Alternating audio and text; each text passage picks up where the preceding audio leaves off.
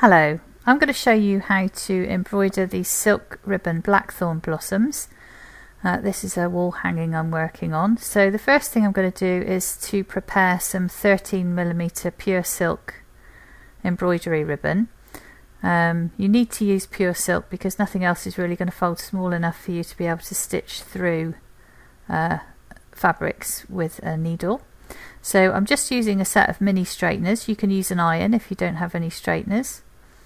Just running the ribbon through a couple of times and that will straighten it out and make it nice and silky. I'm going to cut the ribbon on the bias, which makes it really easy to thread through a chenille needle. You're going to need chenille needles for this. Chenille needles are very sharp on one end and have nice big fat heads on the other, which helps you to get your ribbon through.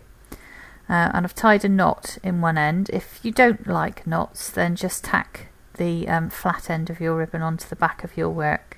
So I've brought the ribbon up through the fabric and I'm now just going to stitch back down through the centre of the ribbon. Use another needle just to pull tight and then just allow the ends to curl over by pulling very gently. If you pull too hard, you'll lose that curl on the end of your petal, so very gently when you're pulling through, and also very gently when you're coming back up through as well, that you don't deform things. So you can see this is really very easy. I'm having a bit of a tussle with this because, as you can see, I've got several layers of fabric here. I'm probably at any one time stitching through 4 or 5 little bits of fabric, and that's just to show you that it really is very easy to use this silk ribbon on any thickness of fabric. If you're a beginner and you use a nice even weave fabric, that'll make it nice and easy for you. We have some tea-dyed cotton open weave for sale on the website. And you won't have to use a pair of pliers like I am here to get the petals through. So you can see I'm forming all of these 5 petals in exactly the same way, working around in a star shape, just allowing the ends of the petals to curl over. As you're stitching, if you just get into the little habit of just scrape your needle across the back of the fabric slightly, just to make sure that you're not stitching through any ribbon that's on the back, because that will deform your work on the front and you'll end up cutting it all out, swearing and starting again. So just avoid sewing through the ribbon itself on the back. So I've just used the mini straighteners there just to do a little iron on this piece of silk ribbon. So you're going to need silk ribbon of a very specific quality, because you need it to be tough enough to do this and you don't need it to fray as you're pulling it through the fabric. So our silk ribbons are specifically manufactured for embroidery like this. They're very tough indeed. I've never had a piece fray on me, so you can really be quite rough with them. So on the back now, if you want to finish off, you can just use a regular tacking thread just to tack the piece of ribbon down so that it doesn't run away with you. If you don't like putting knots in your work, then start your work this way as well. Start each ribbon off this way. I know some of the City and Guilds ladies don't like having knots in their work. They're very frowned on. I don't see why not. It's quick and easy, isn't it? So I'm just now going to do a kind of half a blackthorn flower, as if we were looking at it from the side on. So instead of stitching through the ribbon itself, I'm just going to do a stitch, allow it to curl over my finger, pull it tight, and there we are, there's a petal. Doesn't get much simpler than that. So once again, you need to be careful that you don't pull too tight when you're pulling your ribbon back through, and everything will be fine. If you do pull it a little bit tight, you can just pull it up a little bit to reform it. So I'm just going to do 3 stitches like this so that I've got the effect of a little flower side on.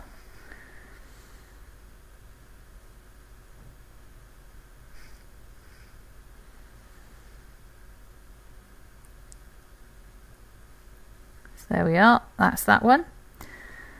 So now I'm going to have a go at the little bits that you see sticking out inside a blackthorn. So I've got a 2mm silk ribbon and I'm twisting it very tightly, and I'm just going to do just some straight stitches with the twisted ribbon, just to give the impression of these little things that stick out of the centre of the flower. They're called something, aren't they? Pistils? Stamen? Something. So blackthorns have a lot of these, so I'm going to put quite a few in. and I'm going to leave some just sticking up in the air. So I'm just going to put a few in. I can stitch through the ribbons that I've already stitched, that's fine, there's nothing stopping me doing that, so that you get the effect of them laying on top of the flower. So I've put nice lots in there. I'm just going to do some on the side one as well.